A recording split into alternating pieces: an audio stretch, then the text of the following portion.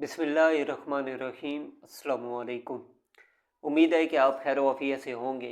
आप देख रहे हैं यूट्यूब चैनल। मैं हूं इब्राहिम भुट्टा। आपसे रिक्वेस्ट है कि चैनल को ज़रूर सब्सक्राइब करें, बेल आइकन को प्रेस करना मत भूलिएगा। वीडियो आपको पसंद आए तो वीडियो को लाइक और शेयर ज़रूर कीजिए और कमेंट सेक्शन में अपनी राय ज़रूर दीजिए। सबसे पहले तो हम खबर शामिल करते हैं कि इस्लामाबाद हाई कोर्ट ने तोशाखाना 2 केस में बानी पीटीआई इमरान खान साहब की दरख्वास्त ज़मानत पर तफसीली फ़ैसला जारी किया है। इस्लामाबाद हाई कोर्ट ने करार दिया है कि इस मामले में मज़ीद तहकीकात की ज़रूरत है।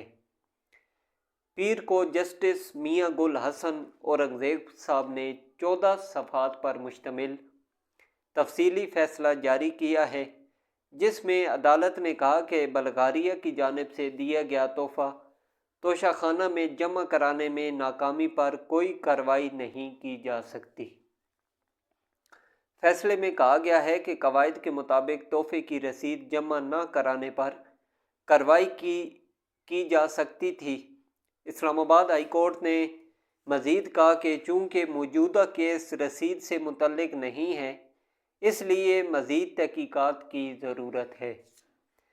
इमरान खान साहब और उनकी अहलिया बुशरा बीबी साहिबा पर सऊदी वलीअहद की जानिब से बल्गारिया के ज़ेवरात का तोहफ़ा तोशाखाना में जमा न कराने का इल्ज़ाम है।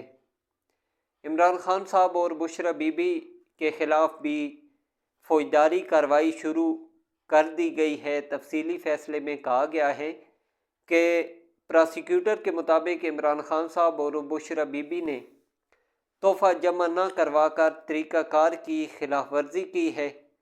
इस्तग़ासा के मौक़िफ़ में कहा गया है कि तोशाखाना में तोहफ़ा जमा न करवाकर एतमाद की मुजरमाना खिलाफ वर्जी की गई है।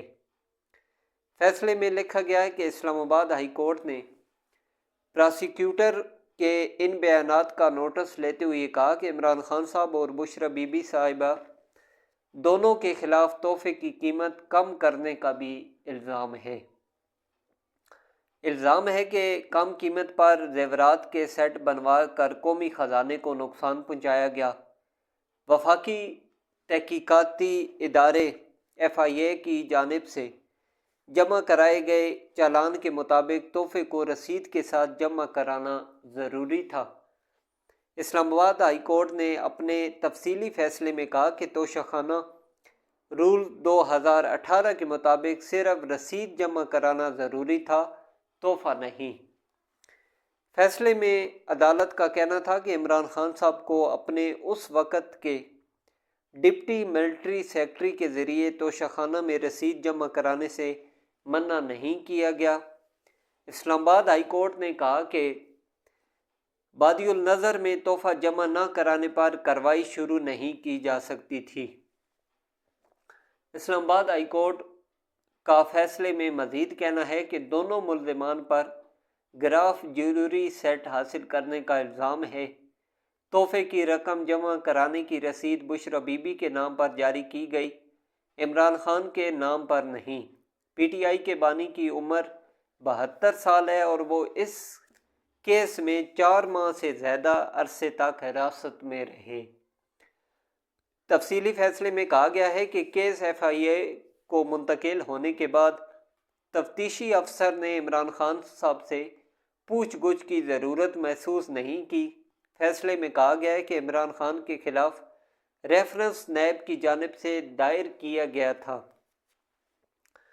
जिसका मतलब है कि तहकीकात मुकम्मल हो चुकी हैं।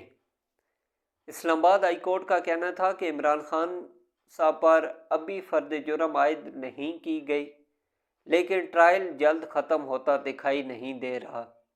केस के दस्तावेज़ी शवाहिद पहले ही इस्तग़ासा के पास मौजूद हैं, इसलिए केस की दस्तावेज़ात में किसी किस्म की टेम्परिंग का कोई ख़दशा नहीं है। इस्लामाबाद हाई कोर्ट का फैसले में मज़ीद कहना था कि इमरान खान साहब ज़मानत का गलत इस्तेमाल ना करें और हर समात पर ट्रायल कोर्ट में पेश हों। अगर वो ज़मानत का गलत इस्तेमाल करते हैं تو استغاثہ ضمانت منسوخی کے لیے درخواست دائر کر سکتا ہے۔ اس کے علاوہ ایک اور خبر شامل کرتے ہیں کہ یونان کشتی حادثے میں پاکستانیوں کی ہلاکت پر مقامی وکیل محمد علی شاہ نے وزیر اعظم، وزیر خارجہ، ایڈوائزر پرائم منسٹر کے خلاف کوتاہی برتنے پر مقدمہ درج کرانے کے لیے عدالت سے رجوع کیا۔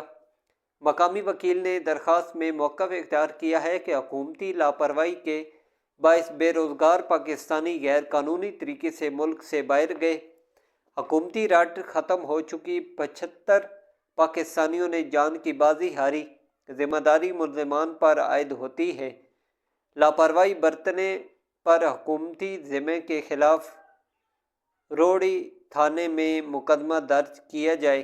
ایڈیشنل سیشن جج 2 نے وزیر اعظم شہباز شریف صاحب، اسحاق ڈار صاحب، وزیر داخلہ محسن نقوی صاحب کی 15 جنوری کو طلبی کے لیے نوٹس جاری کر دیا، ساتھ ہی ایس ایس پی سکھر کو بھی طلب کر لیا۔ عدالت نے اسپیکر قومی اسمبلی کو نوٹس جاری کر کے وزیر اعظم صاحب، وزیر خارجہ اور وزیر داخلہ کو طلب کیا ہے۔ تو اگلی ویڈیو میں آپ سے دوبارہ ملاقات ہوگی۔ اللہ حافظ۔